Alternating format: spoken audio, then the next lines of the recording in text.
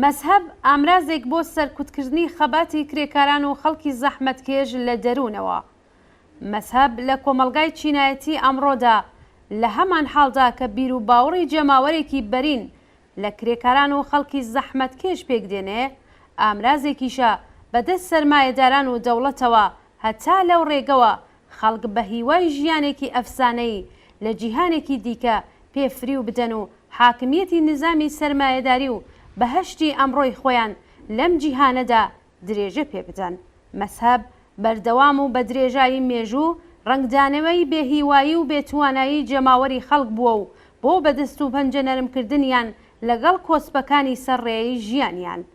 ئینسانێک کە دیلی مناسباتی نظامی سەرمایەداریە و بە تەنها ناتوانایی دۆخی ژیانی خۆی بگۆڕێت و لە بەرامبەر ڕەنج و ئازارێکدا کە خۆی و بنەماڵەکەی گیرۆدەین کارێکی لەدەست نایەت، کاتێک خۆی بە سست و داماو دەبینێ بە ناچار ڕوودەکاتە ئاسمان بەو هیوایەی کە هێزێکی بەتواناتر لە خۆی دەرکەوێت و ڕزگاری بکات. کاتێک کە لە جیهانی واقعیدا هیچ هیوایەک بۆ گەیشتن بە حەز و ئاواتەکانی نامێنێتەوە، ئاواتە خوازە کە بۆ دەستڕاگەیشتن بە هیواکانی دوای مردن سەر لە نوێ زیندوو بێتەوە و بە ئاواتی دەستڕاگەیشتن بە ڕفاه و بەختەوەری لە جیهانی خیاڵاوی دوای مەرگ ڕەنج و کوێرەوەریەکانی جیهانی ڕاستەقینە تەحەموڵ دەکات.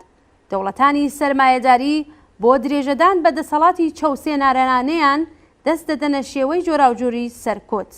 سەرکوتی ڕاستەوخۆ لە ڕێگەی زیندان و ئەشکەنجە و ئێعدام و دروستکردنی فەزای پۆلیسی و وەحشەت لە کۆمەلگادا تەنها یەکێک لە شێوەکانی سەرکوتە. شێوەیەکی دیکە کە بە یارمەتی مەزهەب ئەنجام دەدرێت بریتیە لە دەرونیکردنەوەی سەرکوت.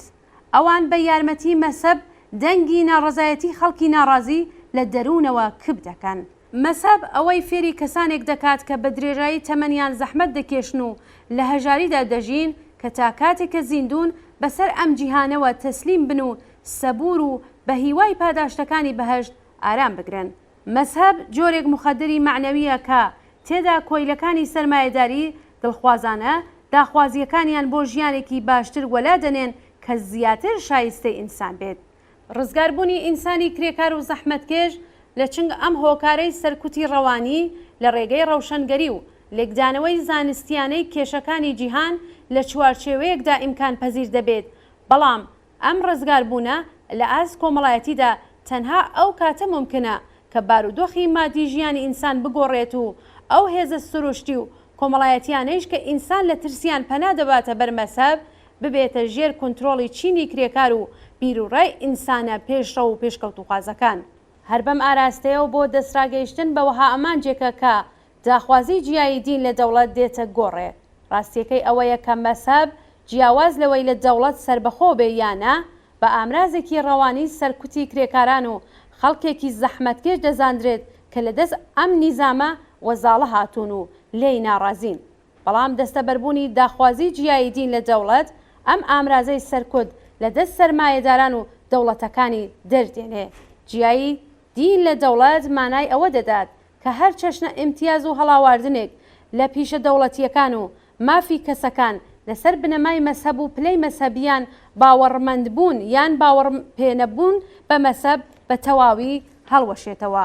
بە واتای هەڵوەشانەوەی یەکجارەکی دانی یارمەتی دارایی و غەیرەدارایی دەوڵەت بە چالاکی و دامەزراوە مەزهەبیەکان، بە واتای هەڵوەشانەوەی مادە دەرسیەکان و یاسا و ڕێسا و ئاینی مەزهەبی لە مەدرسە و دامەزراوە ئاموزشی و دەوڵەتیەکان.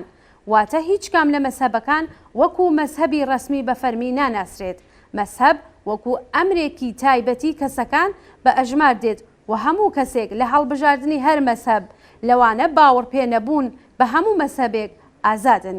جیایی دین لە دەوڵەت دروشمێکە کا وێڕای نیشاندانی دژایەتیمان لەگەڵ مەزهەب وەکو ئەمرێکی دەوڵەتی تا هۆد و پابەندبوونی ئێمەش بە بنەمای ئازادی بێشەرت و مەرجی بیر و باوەڕ پیشان دەدات. واتە پێداگری لەسەر ئەم ئەسڵە دەکات کە چینی کرێکار چە وەک ئۆپۆزیسیۆن و چە دوای بەدەستەوەگرتنی دەسەڵاتی سیاسیش بە تەئەکیدەوە دژایەتی ئەوە دەکات کە جەبر و زۆرداری و پشکنینی بیر و باوەڕ و هەڵاواردن و مەحدودیەتی یاسایی دەرحەق بەو کەسانە بکرێت کە بیر و باوەڕی مەزهەبیان هەیە و بۆ ڕەخنەگرتن و وەلانانی بیر و باوەڕ و بۆچوونە مەزهەبیەکان لە کۆمەلگاش هیچ شێوەیەک بێجگە لە خەباتی نەزەری ڕەوشەنگەری و ئاموزش و بە قەناعەت گەیاندن بەڕێکە پێدرا و نازانێت. خواستی جیایی دین لە دەوڵەت و تەبدیلکردنی مەسەب بە ئەمری تایبەتی ئینسانەکان یەکێک لەو دروشم و داخوازیانەیە کە ئێمە کۆمونیستەکان خەباتی بۆ دەکەین، بەڵام جیاواز لە ئێمەش بەشێک لە ئۆپۆزیسیۆنی بورژوازیچ بە دەرلەوەی کە لە داهاتوودا چ ڕادێک پێوە پابەند بن ئەم دروشمەیان بەرز کردوەتەوە و هەندێک جاریش دەبنە مۆبەلەغی ئیدەی غەیرە مەسەبیەکان و خۆیشیان بە سێکۆلار ناو دەبن. بەڵام ئەوەی هەڵوێستەکانی ئێمە لە هەڵوێستی جەریانی بورژوازی جیا دەکاتەوە تەنها سێکۆلاریزم و داخوازی جیایی دین لە دەوڵەت نییە، بەڵکو لە هەمان حاڵدا ڕوونکردنەوە و لە قاودانی دەور و نەخشی سیاسی و کۆمەڵایەتی مەسەبیشە لە خزمەت بە نیزامی چینایەتی سەرمایەداری. ئێمە لە خەبات لەگەڵ مەسەبدا قەت بێڕێزی بە بیر و باوەڕی خەڵک ناکەین. کاری ئێمە ڕەوشەنگەری و تەوزیحی بە حوسەڵەی ڕاستیەکان و ڕوونکردنەوەی بەڵگەمەندی جیهانبینی کۆمونیستیە لە بەرامبەر دیاردەی مەسەبدا. وها سیاسەت و هەڵوێستێک دووبەرەکینانەوە نییە، بەڵکو وەحدەت بەخشە.